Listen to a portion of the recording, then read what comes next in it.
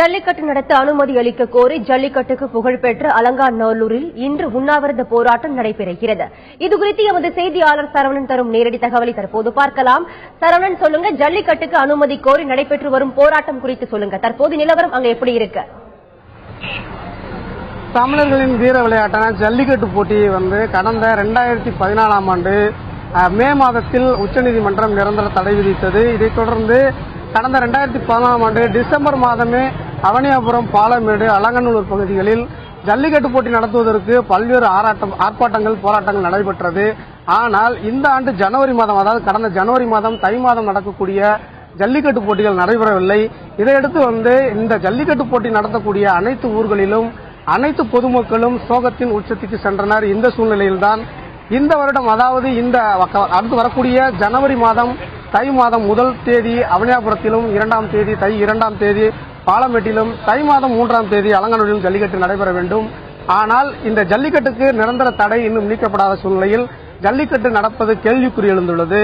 இந்த கேள்விக்குறி எழுந்துள்ள சூழ்நிலையில் அலங்காநல்லூரில் கடந்த சில நாட்களுக்கு முன்பு அதாவது பல்வேறு கட்சிகள் மற்றும் பல்வேறு அமைப்புகளைச் சேர்ந்தவர்கள் ஆர்ப்பாட்டங்களை நடத்தினார்கள். இந்த சூழ்நிலையில் தான் இன்று அனைத்து சமுதாய இளைஞர்கள் நலச்சங்கம் மற்றும் பொதுமக்கள், காளைகளை வளர்ப்போர் மற்றும் மாடு வீரர்கள் என ஊர் பொதுமக்கள் சார்பாக இன்று அலங்காநல்லூர் வாடிவாசல் முன்பு தற்போது உண்ணாவிரத போராட்டம் தொடங்கியுள்ளனர்.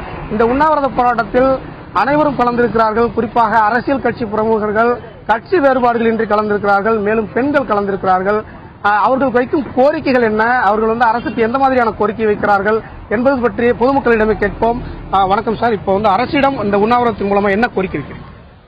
தொடர்ந்து தமிழ் வீர விளையாட்டான ஜல்லிக்கட்டு தொடர்ந்து நடத்தணுன்றது நாங்க கோரிக்கை வச்சிருக்கோம். அதே நேரத்தில் பாத்தீங்கன்னா 2007 உச்சநீதிமன்றம் ஒரு சில விதிமுறை இருந்துச்சு. அந்த விதிமுறைகளுக்கு உட்பட்டு 2007 இருந்து இன்னைக்கு வரைக்கும் சுப்ரீம் கோர்ட் என்ன, முதல்ல ஹைகோர்ட் என்ன ஆர்டர் போடுச்சோ அந்த ஆர்டர் படியும், அடுத்து உச்சநீதிமன்றம் என்ன ஆர்டர் போடுச்சோ அந்த ஆர்டர் விதிகளை கடைபிடிச்சுதான் ஜல்லிக்கட்டு நாங்க தொடர்ச்சியா நடத்திட்டே வரோம். இதுல இந்த விலங்குகள் நலவாரிய அமைப்பு அதுவும் இந்த பீட்டாம் அமைப்பு மாட்டுகளை தும்புறப்படுத்துறாங்க, அது பண்றாங்க. அதெல்லாம் பண்றதே இல்ல. அவங்க என்ன இன்சூரன்ஸ் கொடுத்தாங்களோ அதுக்கு அந்த கடைபிடிச்சு தொடர்ந்து நாங்க 2007 இருந்து 2014 வரைக்கும் தொடர்ச்சியா ஜல்லிக்கட்டு நடந்துட்டே இருக்காங்க. இன்னைக்கு பாரத பிரதமர் மோடி தலைமையில் அமைச்சரவை கூட்டம் கூடியிருக்கு. இதுல ஜல்லிக்கட்டுக்கு ஒரு உத்தரவு வரலாம் என்ற ஒரு எதிர்பார்ப்பு மக்களிடையே இருக்கு. அந்த உத்தரவு வரும்னு எதிர்பார்க்கறீங்களா? உங்களோட எதிர்பார்ப்பு என்ன மாதிரி? உத்தரவு வரும்னு தான் எதிர்பார்க்கிறோம். உத்தரவு வந்துருச்சுன்னா அடுத்து இவங்க என்ன கண்டிஷன், இன்னும் கூட கண்டிஷன் பண்றாலும் உச்சநீதிமன்றம் என்ன வழிகாட்டுதல் சொல்றாங்களோ அந்த உச்ச வழிகாட்டுதல் நடத்தி ஜல்லிக்கட்டு தொடர்ந்து இந்த பழமை தமிழர்களின் கலாச்சாரம், பாரம்பரியம் அழியக்கூடாது, நாட்டு மாட்டோட இனத்தை அழிக்க கூடாதுன்ற ஒரு நோக்கத்துல இந்த ஜல்லிக்கட்டு தொடர்ந்து நடத்துறதுக்கு நாங்க உறுதுணையா இருப்போம். அதாவது அவரோட கருத்து என்னன்னாக்கா, ஜல்லிக்கட்டு போட்டி நடத்துவதற்கு இன்னும் மேலும் பல்வேறு விதிமுறைகள் விதித்தாலும் அந்த விதிமுறைகளை ஏற்றுக்கொண்டு ஜல்லிக்கட்டு போட்டி நடத்துவதற்கு தயாராக இருக்கிறோம்.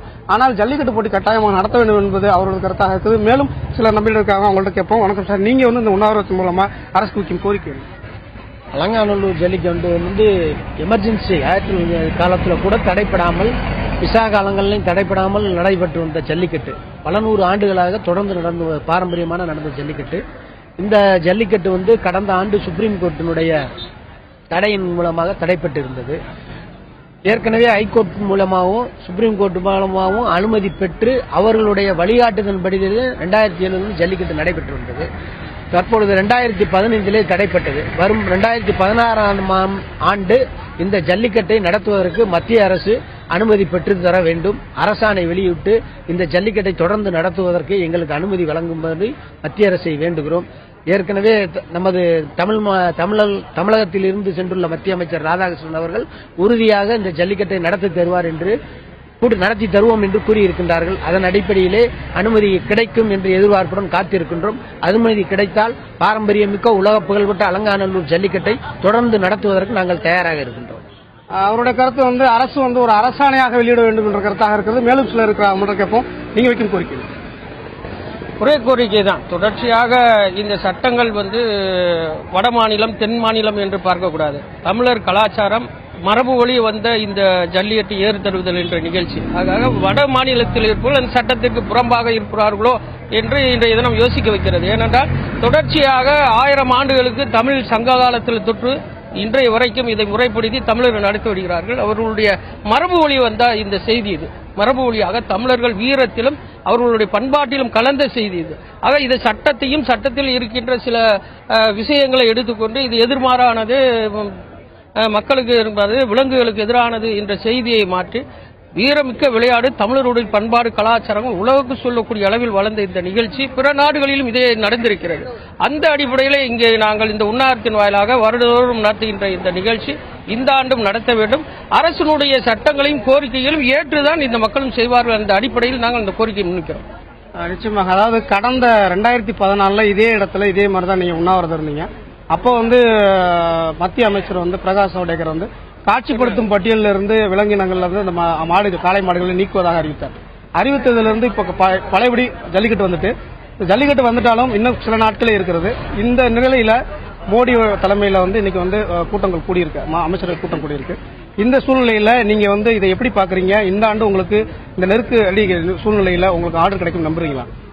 இதே பந்தலில் கடந்த ஆண்டு எங்களுக்கு நீங்க சொன்னீங்க இந்த செய்தி கிடைச்சிரும் 1 மணி 2 மணிக்கு மேலாக நடத்துவதற்கான வாய்ப்புகளை அரசு வரும் என்று சொன்னால், ஆனால் அதை போலவே அந்த தடை சட்டத்திலிருந்து நீக்க வேண்டும், அதை சட்டப்பூர்வம் ஆக்க வேண்டும் என்றுதான் கடந்த ஆண்டு கூட இதே பந்தலில் நாம் வலியுறுத்தி சொன்ன செய்தி. வெறுமனமாக பேச்சாகவும் பத்திரிகை செய்திகளாகவும் இல்லாமல் சட்டப்பூர்வமான நடவடிக்கை அது மாற்றப்பட வேண்டும் என்பதுதான் எங்களுக்கு கோரிக்கை. அந்த அடிப்படையில் வந்தால் சட்டத்தை கீழ்ப்படிந்து இந்த மக்களும் நடப்பார்கள், செவனை நடத்துவோம்.